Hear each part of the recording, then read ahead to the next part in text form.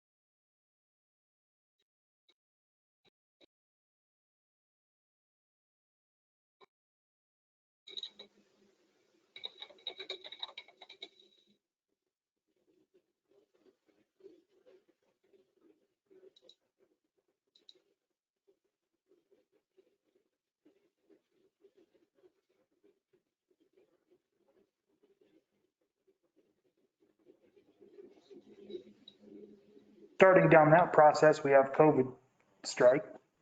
And now COVID's creating possibly problems all over the country with, mandates on vaccinations and everything else. Cops are leaving like crazy.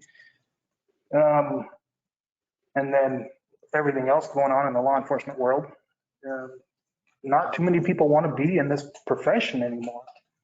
So it's going to be hard to find people once we go down that road. Some of the things that we've tried over the course of the few years is, we've hired a couple of part-time people that we thought, we could use those part-time people to kind of fill. They won't cost us as much money. And that worked about that long. Um, Seems like the part-time people always have other priorities. So trying to lock a part-time person into this is your 2 days is virtually impossible.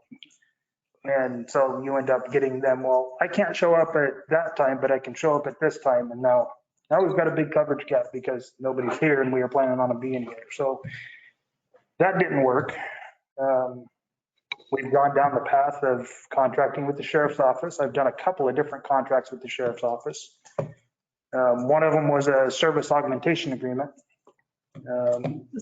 where they essentially charge us for responses per hour. And I was able to, it worked pretty well for the most part, because I was able to run a schedule around, these are high call volume areas and these are low call volume areas. So we put the sheriff's office in the low call volume areas so they're less likely to get called. And then we didn't get that $52 an hour bill. So we almost never got billed. I think one of the highest years was just under $3,000 that we spent on their services. And then obviously the most recent contract where we're basically funding half of a position, half of a patrol deputy, and then they're covering the other half. That deputy is on the road now, just so you guys are aware. When we talked about it before, that person wasn't quite hired yet, and there's still background stuff I think that needed to be done and passed. But he's solo and on the road, and you'll probably start seeing him more up here floating around. That means he's in the area, but not necessarily. In the Nehalem Valley, that's where his patrol district is going to be. So he'll be somewhere in the Nehalem Valley, and then based upon the contract requirements, he has to spend a certain amount of time here. So he'll be floating around here as well. That being said, that's okay for the time being, but we're still short-staffed. We can still, if nothing else goes wrong and everybody is able to work just their normal schedules, we can only cover 120 hours a week out of 168. 168?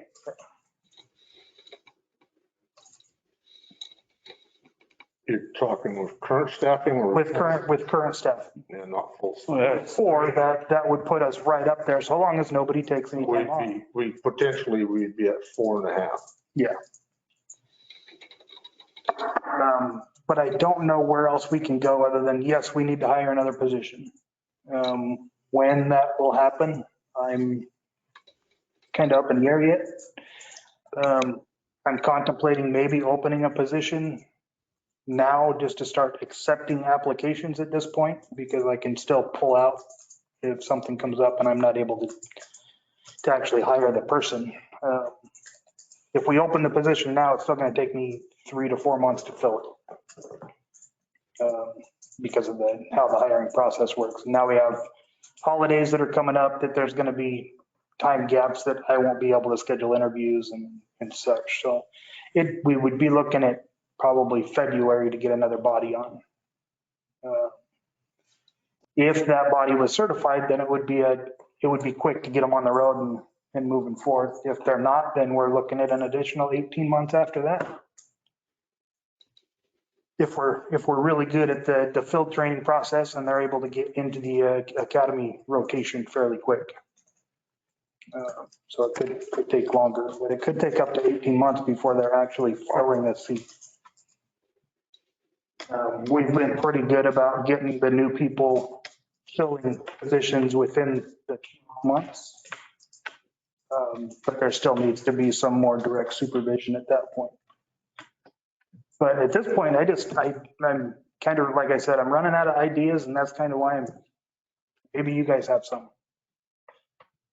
Well, we've talked about having this meeting for 2 years, probably, Yeah. to be honest with you. So I was hoping we could have a brutally honest conversation Certainly. today as what's working, what's not working.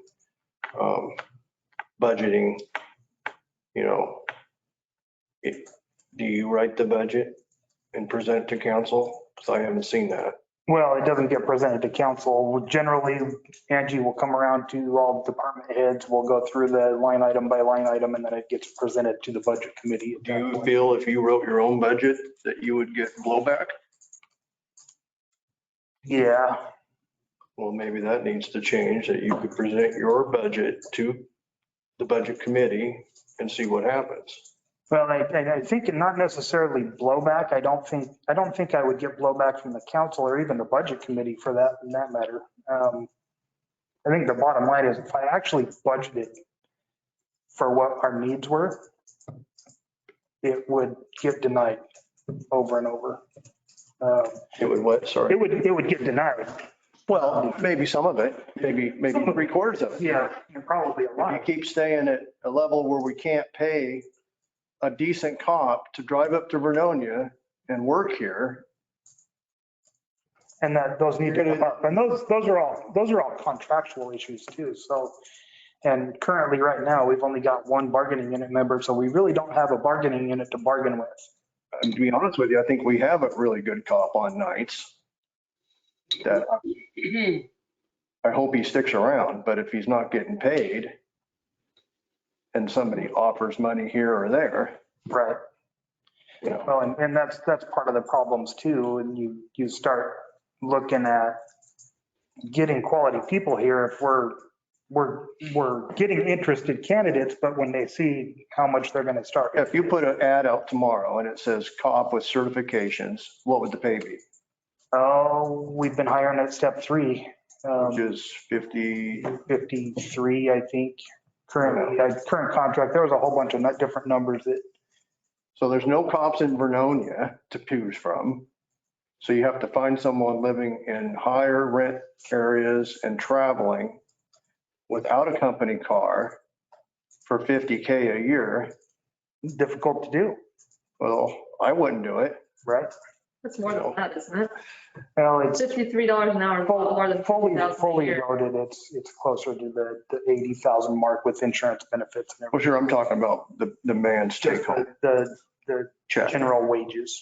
The benefits are, of course, are great. And, you know, That's $110,000 at $53 before taxes, just so No, you know, the $50,000. You're Right, not $83 an hour fully loaded, No, including no. insurance. no, I understand the PERS and the extra costs and of insurance and, Just making sure you knew that because we were throwing around that number. right. yeah, and I mean, what we're looking at obviously is we can say what we want. We could raise these wages up to be more competitive with everybody else. But at the same time, if the money's not there, if we don't have the money within the city budget to fund it, I have a hard time coming to you guys and asking for it, knowing full well it's not there. Yeah. So, you know, I just don't know. Yeah, I mean, I could build my own budget and bring it to you guys and see what you think. And I've been basing our budget basically based upon what was written years ago, and I've just been increasing those line items as needed. Well, our cash forward grew quite a bit from extra taxes that come in. So maybe the budget prediction was a little light this year. It could have been. Seemed like, Well, but a lot of that, I talked to Angie on that, a lot of that was the savings in the police department because of the lack of personnel. yeah, but that savings in the police department, to me, should stay in that police department fund. It shouldn't automatically go back to the general fund and start from zero the next year. Because you suffered through that year and didn't spend that money because you were short. It should stay in that fund, hopefully entice the next one where the hit isn't so hard the following year. Yeah, That's just my honest opinion. I agree with that. I've agreed with that for years, and I never did understand why if I gave back $80,000, why it's going back to the general fund. Right. Why we can't load that back into the police department budget. Well, and that's something you should bring to council and something council could consider is how to, you know, if you're suffered through for 6 months without an officer, then you got to hire one. And it's going to cost you a little more. Well, that extra money should be in there to cover that year and part of the next year for that officer. Yeah. Then we work in that extra cost. Maybe it's an extra 10,000, but it might take 8 years till it catches up to you. You know what I mean? Right. So, We'll make sure when we have that discussion, we also have the finance officer who understands the budget the best. I understand numbers and dollars quite well. I'm not Well, saying so that you the don't know tricky- numbers and saying the format of our budget. It'd be handy to have the person who actually has lived and breathed the budget for the last 10 years. No, and she knows all the ins and outs and budget rules and really. So in order to keep whatever funding, you would have to set it up ahead at the beginning of the budget, estimating an unappropriated ending fund balance. Has to be earmarked like that to travel into a specific line item in the next budget. Be like a cash carry forward for that fund. Well, it has to be called unappropriated ending fund balance. It's like the Sure. airport has that we carry that money forward for insurance. We'd have to have a police unappropriated ending fund balance estimated to carry it forward into police. That can be done, obviously. Yeah, so you can do that, but you're going to be kind of guessing at the beginning of the budget what you want to end with to carry it forward. Makes sense.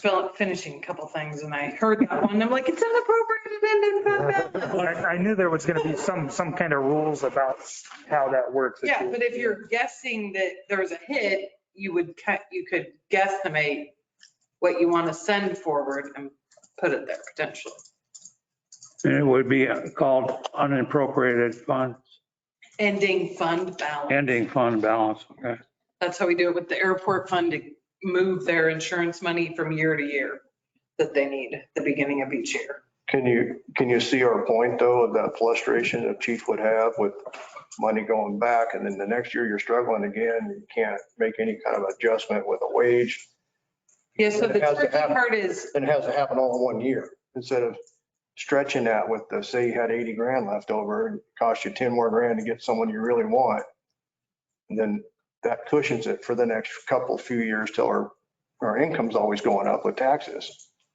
so I know you see it as different things, but library, admin, and police are all the general fund. I understand that. So there's not really a separation unless you put a line item in that makes the separation because we're all the same separately, but in the same package.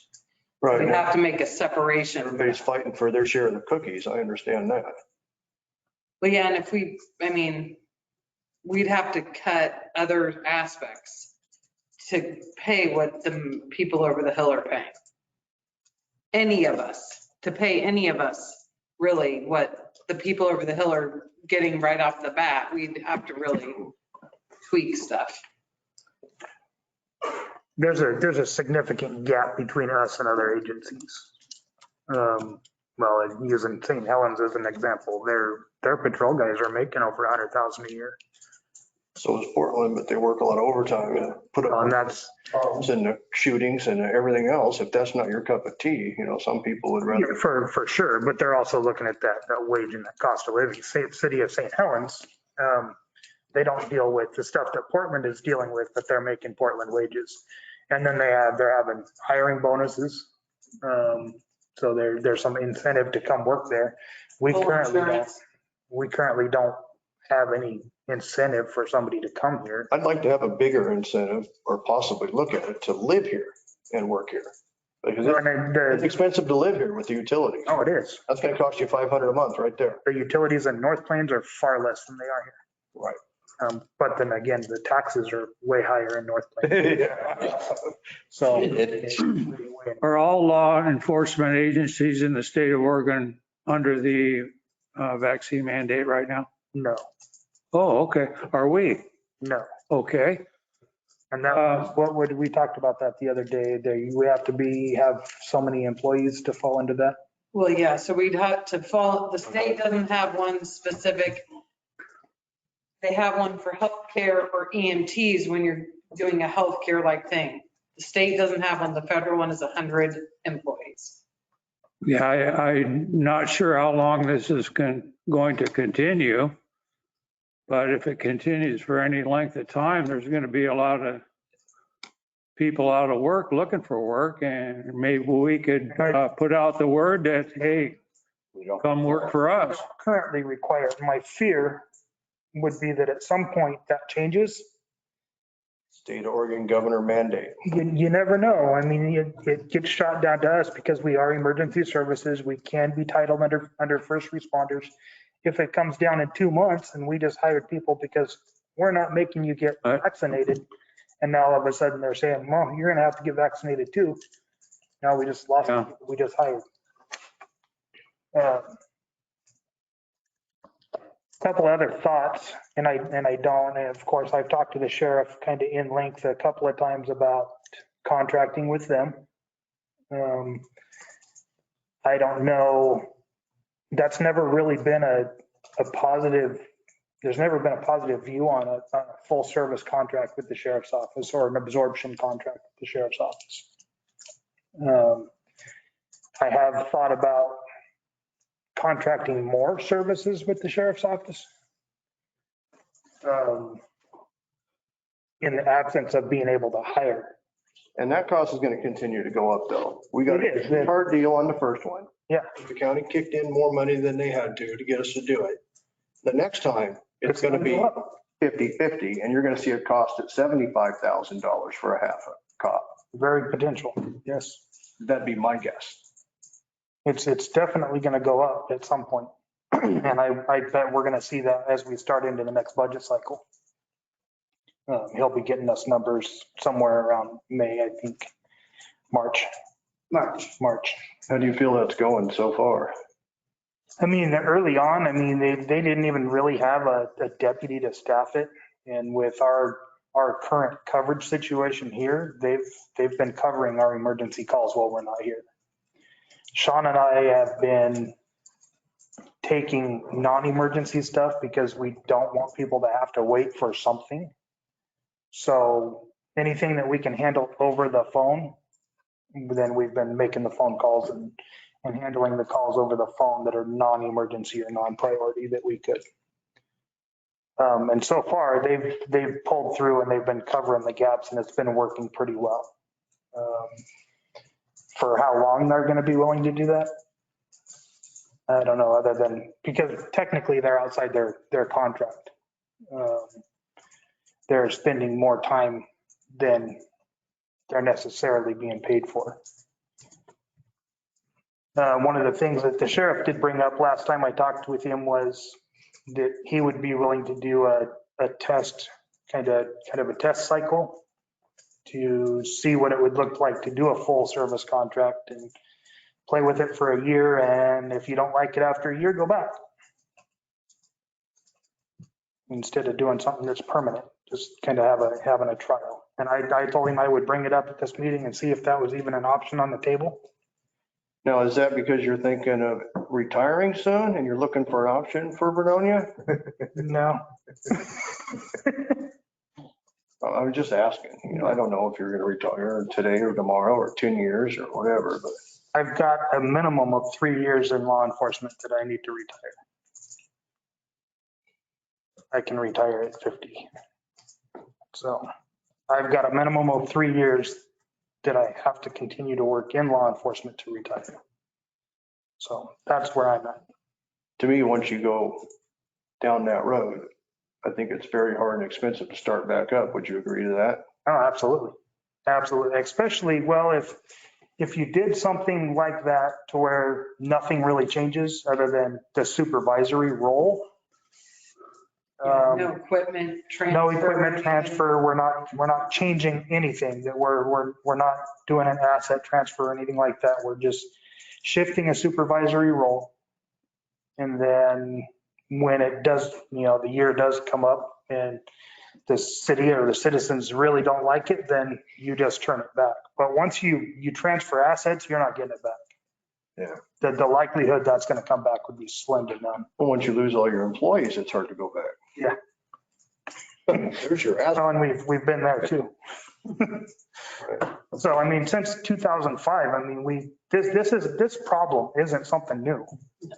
This has been going on for years. And there was a couple of months that it was just me. My 24 hours a day, 7 days a week. And then I worked my 12 hours on and went on call for another 12 and came back the next day. So that was almost 2 months that I did that. And unfortunately, it was a crappy 2 months and wasn't a whole heck of a lot of fun, but that's what needed to be done. And it hasn't been uncommon, but we need to stop it somewhere. We need to come up with either other funding options. I need to get some direction from you all, what kind of a police department you want. How do you want our responses to be? Do you want a full service 24/7 police department? If that's what it is that you want me to focus on, then I'll focus on a full service 7-day-a-week police department. But if there's going to be a cost to it. Yeah, I don't know if we can afford right off the get-go to pay people well and go 24/7 nights and 24/7 days and an extra guy to fill in for vacation. To me, nights are probably more important and have some gaps on the day shift, but. To some extent, yeah, you're right. Just depending on what time of the year it is.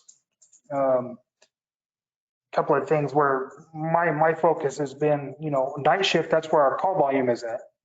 Most of them are non-emergency calls and can be handled over the phone without an in-person contact. Granted, I like in-person contact, not with COVID. The problem with weekdays in and of itself during the school year is I will never win that fight if something bad happens at the school and we're not here. And I would rather have something in the evening hours. I don't want anything bad to happen ever, but I'd rather have it happen here in the evening hours when somebody can respond than have something happen at the school and there be an hour response. Might have to refresh my memory, but didn't the school just opt out of an officer? They did. Well, I wouldn't feel too bad if something happened. I You would. wouldn't feel bad if there was an active shooter at the school and kids died? I said for them blaming As a him. parent, Right. I But feel. for them blaming him, the parents, I was all for a resource officer before they did it.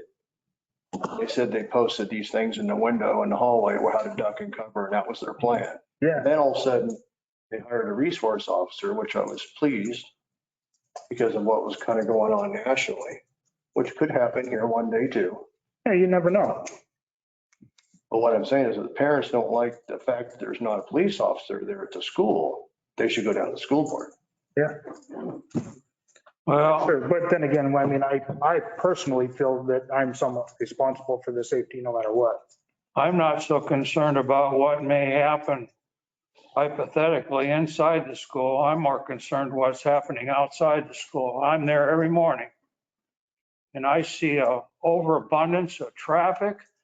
There's no crossing guard, and I've talked to the superintendent about it.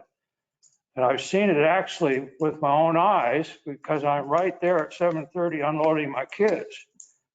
There's more and more kids walking to school. There's more and more parents taking their kids to school.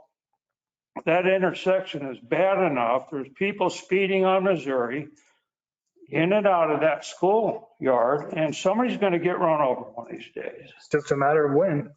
Well, how much police presence do you see up there, honestly? Well, in the past, last year, they were really good about it. Like sit up there by They the fire sit station? in the church parking lot, They were there in the church parking lot this morning. Yep. and Sean's usually there at 7:20. Well, that's good. So I think there's a real need for it. Oh, no doubt. No doubt. But we have to have the bodies to fill it. Right. We got to be there. So where's St. Helens getting their money? Taxes, I'm We're guessing. tax base. Yeah. That's all we have for the general fund is taxes. Paper mill. So are they officer per 1,000 more than we are? I'm not sure what their numbers So actually. what, kind of go by that, how many cops per 1,000 studies and stuff? Yeah, they've used that for quite a while, but I don't think that they've actually been, it's not an accurate matrix. Right, because you'd say, well, we need 2 cops. Yeah. 4 hours a day, right? Well, and the city of St. Helens, they actually have in their contract, they have minimum staffing requirements. So I think their minimum staffing, they have to have 2 people on at all times at the minimum. What's their population, about 15,000 or something? Or is it even that big? It's pretty good. Let me see. I can't remember. I A don't lot more over than a person thinks, and even Scappoose. spread out away from the highway. Yeah, you go So across the highway and 2019, they had 13,559. Scappoose had 7,200 in 2019. So 2 years ago. That's the latest census Scott, this is only 7,200? in 2019. They're bigger now, but Yeah. those are, St. Helens just say it's 15K and they got, what, 8 officers or something? I'm not sure what their numbers are now. Right up. Looking that up. I want to say at one point they were real close to 15. Yeah, I thought they had 15 last time we were. That's not gonna like me. Yeah, and it's, So- the sheriff's office and the city of St. Helens seem to trade employees on a regular.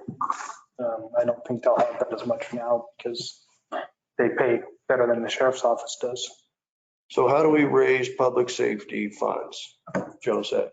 Because we're already maxed out on the property rate, tax rate, right? Yeah, I mean, the bond. Operating levy. That's one of the A things. levy for 4 years, like they do at the fire station. Yeah. They're gonna come crying in 4 years, say we gotta lay off all our staff if you don't pass it again. Yeah. And I've been, not to be kind of a fun sucker, but when I took on this position as chief, one of the things that I always told myself was, I won't go ask the citizens for more money. I'm not a proponent of taxes myself, and I really hate it when people come ask me for more money when they're taking a big chunk already. And I'm not so sure with the current atmosphere in law enforcement that we could get the voters to pass it. Right. Yeah. So St. Helens has 16 sworn officers, 1 support staff, and a code enforcement officer. So they have 18 total for 13,000 people. Wow. Well, they're pretty heavy then, the cops, aren't they? But it's the Highway 30 corridor. I think there's, You get federal money out of that somehow? I don't know. I don't, The jail? they don't get anything with the. Nothing from the jail. But you look at all of the agencies along the Highway 30 corridor, and they've all got a larger tax base than we do. I mean, Rainier alone has more. Well, if they had 13,000, they got 1.5 officers or whatever for every 1,000. So we've got 2,000. What is it? We've got 4.5 paying for 4.5 positions. How's Not at that rate though. Klask and I working out with their county? I personally, people I've talked to, I haven't heard anything positive about it. Yeah, that's what I, You talk with the sheriff, and the sheriff seems to feel that everything is going well with Klatskanite. And the deputies seem to think everything's going well with Klatskanite. So quite a bit closer. There was an article A little bit in the paper about that, about a year after they switched, and some of it was positive, some of it was negative, if I remember right. I'd have to go back and reread that. But it also said that they were, fairly close to A little close. on I-30. Yeah, a little closer. when I think last year, the year before, city of Klatskanite funded another position with them. So they have 2.5. So they're saying, we don't have enough, so we'll fund another position, plus a contract with you. Still takes about 20, 25 minutes to respond from the county seat to Klaskanai. To Klatskanite, I think they've got, It's not a short distance. I think they physically have somebody on duty there 10 or 12 hours. I'm not sure which, Right, Yeah. yeah. Staffing in town. that their That lives there, staff. probably. Yeah. And those guys rotate out, or they have been in the past. I haven't got anybody Sorry. assigned. Are you playing music over there? No, if you're looking for tax. Is part of the problem the cost of PERS jumping and insurance jumping that's made it harder and harder too? That definitely hasn't helped. I mean, the PERS increases have been substantial, and I think they're scheduled to go up again. Man, they're 20 billion in the hole, but they won't listen to the actuaries. Talked to the guy that quit on them. Big fancy office on Broadway. He finally couldn't take it. They can't handle the truth. They want to report 8 billion or something, and it's more like 16 to 20 or something when you do the real numbers. That's what this guy was telling me, and he finally just said, I'm done. Yeah, can't blame them. So our dilemma here is we probably don't have the budget to support. You need a certain amount of bodies to be effective out there. Our minimum is probably, I mean, that's like, those are your tools of the trade, and you don't give somebody a pair of pliers and tell them to go change a tire. yeah, And the bodies, those are our tools. there's, And without them, we're not going to be effective. so, like I said, our minimum probably at least 4. We're funding 4.5, but we're funding it but at a lower rate. So that's the issue. I'm just trying to do the math here. If we're having a hard time keeping 4, so we think we increase the wages to keep them, to retain them, but then that's gonna run us out of budget. We're probably gonna have to lose at least a half, or it might be 3.5 is what we can fund. So then we're not gonna meet our goal. What does it cost us when we bring these people in training? We generally, depending on when we get them, if they're brand new, we're looking at a minimum of 12 months of FTEP training at whatever their entry level wage is. Plus we're paying them a salary to go to the police academy while they're there. And ultimately the entry level wage, they're one of the FTOs, myself or Sean, become a seat cover. So we're basically just sitting in a car with them for 12 months. So It takes 12 months.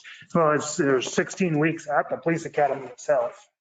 And then we have the gargantuous field training manual that we have to go through. You have to encounter all the different things they would encounter. So we either have to encounter something within that field training manual, or we have to do scenario-based training to ensure that they can handle the situation appropriately. And that stuff takes quite a bit of time generally, and that's why you have the state gives you 18 months to become certified. So you have 18 months to get to the academy and get through field training. So, I mean, I've thought about this before. I know the fire department's kind of doing this, where they have their trainees, the young people that, which is a little different for a police officer. You got to be 21, right? Mhm. I don't know what they're doing up there for age. I think they can use younger, but you know, I'm trying to think of the logistics of we know we are a training field for the other departments. So I've said this before, then embrace that. We are the training field. So that is our model. We're constantly bringing and having people in the academy. Can you sign them to a contract? You're going to do this, so fund them and train them and do all this, that they got to give you a year or two of service? That's what we have with the poaching. With the poaching bill, then you kind of have a contract. It's not with the employee itself, but with whatever agency hires them within that 3-year time span. Oh, the poaching, yeah. Yeah. I'm wondering if we can't firm up so we have a contract with them that they're staying. We're putting you through the training. You got to give us 2 years. And in the same time, we're training and, we bring in another one or two or whatever it is. If our costs are lower to do this with them, You tie it to a bonus, well, yeah. but 2 years. And we use the funds we have to accomplish that and take that approach, that model that. Well, they're not really an extra body though, like he's saying, It takes a body away. it almost takes the body away. Yeah. Suffer for 9 months to get 1 year out of it. Once you got, say we run 2 in the academy right now. Hell, We did that and then they poached one. Yeah, right. yeah, but that's where we have a contract. They couldn't leave for a couple of years. I don't know that I think have you when seen that? I don't know that they've signed it. there was some, back a long time ago, there were some older contracts that were out before the poaching bill was really in effect, because part of the issues that were coming up was you'd hire somebody, they'd go to the police academy, and when it got close to graduation day, law enforcement administrators would go up there and go, you need to come to work for us. They got an inside person saying, who's going to graduate? See, it's not the money thing that's getting us, it's the bodies in the seat that's eating our lunch. And we need to solve that issue if we could, and I can see a younger person that's wanting to get in the field. We're offering this to you, but that's the one hitch, is you're giving us a couple years of service.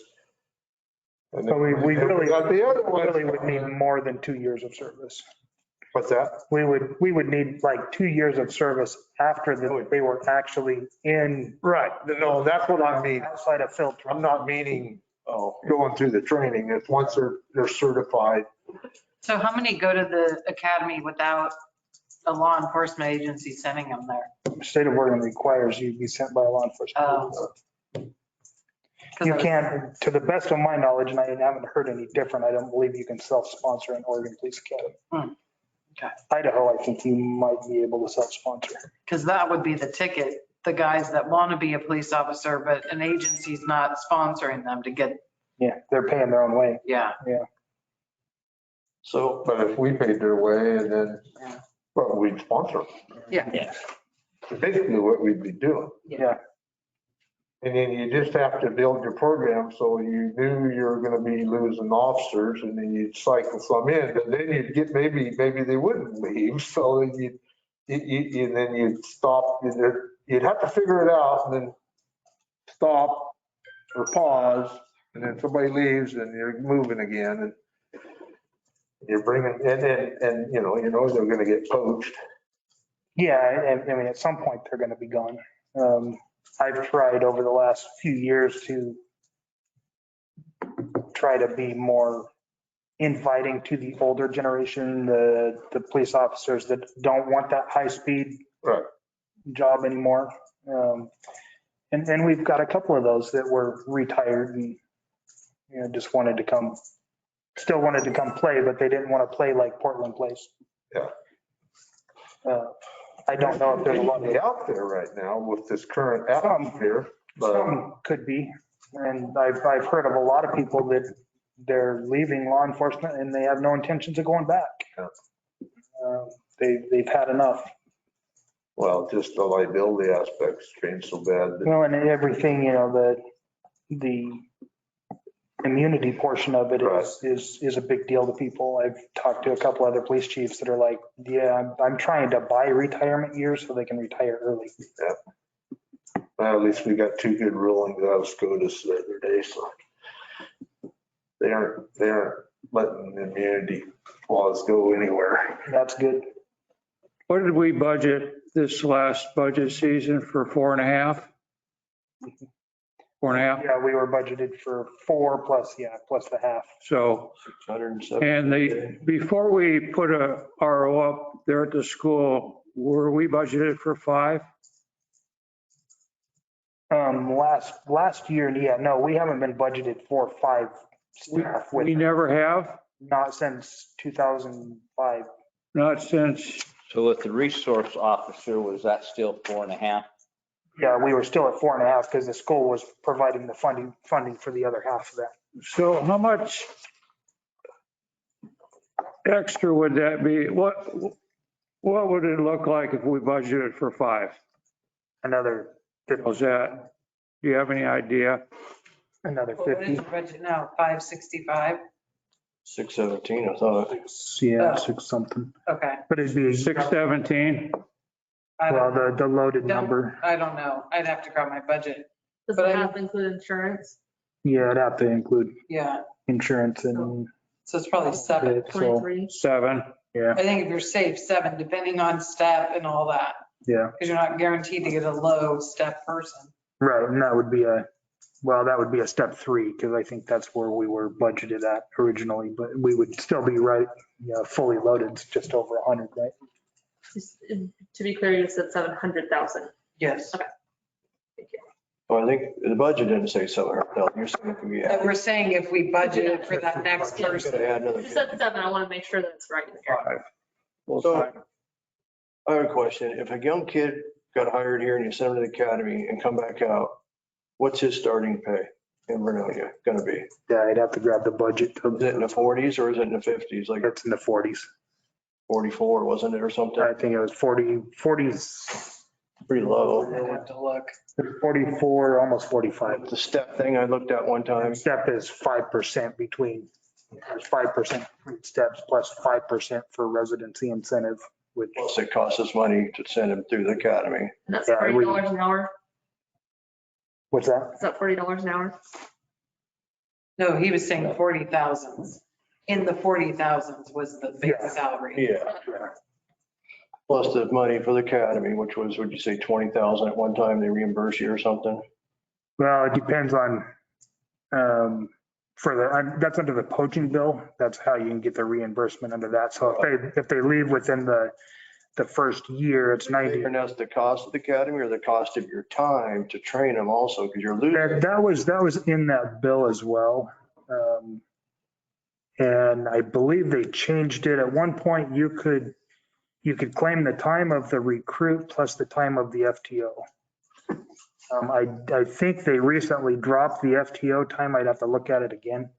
And then it just became cost of the recruit. So it's 33% of whatever that cost is if they leave within, well, if they leave in the third year, it's 33%. 66% if they leave in the second year, and 99% if they leave within the first year. And that's basically a bill that goes to the hiring agency. You guys get time and a half for overtime? Yeah. What would be the cost for 3 full-time officers? Maxed out, you're getting lots overtime, which you have this last year and Sean has, and Yeah, without my, do you ever figure out Sean and I get zero over. what that overtime amounts to compared to 5, I mean, you know what I'm saying? You know, I'm trying to go add, So I push it up against the 7K Time budget's right around the $10,000 to $12,000 mark, I think. Without a year. in front of me per year. So Yeah. But him and We're- Sean don't get overtime. we don't, there's only one. They're just guy that like gets me. Overtime. We don't get overtime. We Oh, get okay, yeah, your salary. Then we have to Yeah. spend that back. Yeah. You see where I'm getting at though? Yeah, I mean, if we reduce the overtime amount, we could save 10 to 12,000, but that's not going to fund a No. Okay. You're not spending much in overtime. Not compared to the fire department in Portland or something like that. So So I guess at this point, I'm more looking for direction. You know, would you guys want me to look at the sheriff's office anymore for any extended services or a contract? Do you want me to look at, let's get our department staffed? I'm not for going to the sheriff at this point. I'll just say that. It's just me personally. Cops since I lived here, I think the community likes their cops here. They don't want to wait for people to come from St. Helens or wherever they're at. That's just my personal opinion. That'd be where I'm heading. I think we should look at paying the four officers enough that they're happy to be in Vernonia and not even really technically right now with their budget situation. Maybe we're not worried about 4.5. Maybe we have to suffer through with 4. I'd have to look at with Angie and look at the budget for next year and everything, but I'm worried we're going to lose another officer pretty soon. And then what are we going to do? We're down to 2.5. Yeah. And half is Columbia County. Mhm. Then what are you going to do? Put one on nights, 3 days a week? We do what we've done 8 or 9 times now. Yeah, Yeah. we make it work. I mean, to me, we've got extra money in the police department right now because we're not spending it all in what we budgeted. So I don't know what stops us right now from giving a raise to the lowest paid guy and make sure he or she. Well, that would be, Because it's not in the CBA. we have to get through, that has to all go through the collective bargaining agreement. Yeah. We have to establish those wage scales. And until we actually have a collective bargaining unit again, Right. we can't really have a good, solid negotiation with one guy that's going to make decisions Well, that what's the answer to fix that? Because we only have one. we got to hire. We've Get one stalled more. hiring because of the grievance. Yeah, I'm in total favor of taking applications right now and you probably have a lot of connections in different departments in the valley in Washington County and We have a few, there have been a few interested certified guys that have reached out. And are ready to work. now could we take an application now or we probably could I not? talked to Ruben about that, about the risk.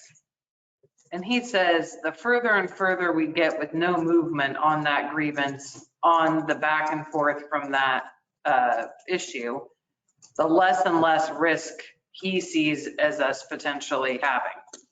So I said, well, what if council says, go hire someone? He's like, well, we've been waiting almost 3 months now with no movement. So the detriment to the department is starting to be a bigger problem that we can use if we were risking any sort of, legal issue with hiring before that's settled. Because we're out of luck now. We're running tight and people are tired and all of it. Well, in the sheriff's office, I gotta say, has taken a load off because that's given us the ability to take time off. Yeah. I've been able to take more time off than I have in a long time. And that's been super beneficial, and that's lowering those banks. Sean and I, and you mentioned comp banks and vacation hours. So Sean and I don't get comp time. We don't accrue comp time. Right. We have to use My contract was written way back when, and I have to burn my comp time within the following work week. Oh, wow. So, Okay, you see where I was going with that. I want to make sure we didn't have unappropriated funds that we're gonna owe right, when the whole police department walks out the door one day and we get a bill for Well, $150,000. vacation, we would have to pay out. we would have to pay out vacation, and that's another point that's a little bit difficult to swallow sometimes. But there can be rules on, you can only roll over so much vacation. Right. That's it currently in our handbook. Yeah, and that's something that is, actually was just brought up to me today that, again, somebody wanting to cash out overages because there's no way they're going to be able to take it before the end of the year. And that's something that we probably collectively need to discuss at some point about, you're not allowed to carry over more than 260, 280. I think it's 280 now. 280 hours of vacation time, but if they tried to take vacation time and I said, no, sorry, you're going to lose it at the end of the year and I can't give you vacation time because there's not enough staff.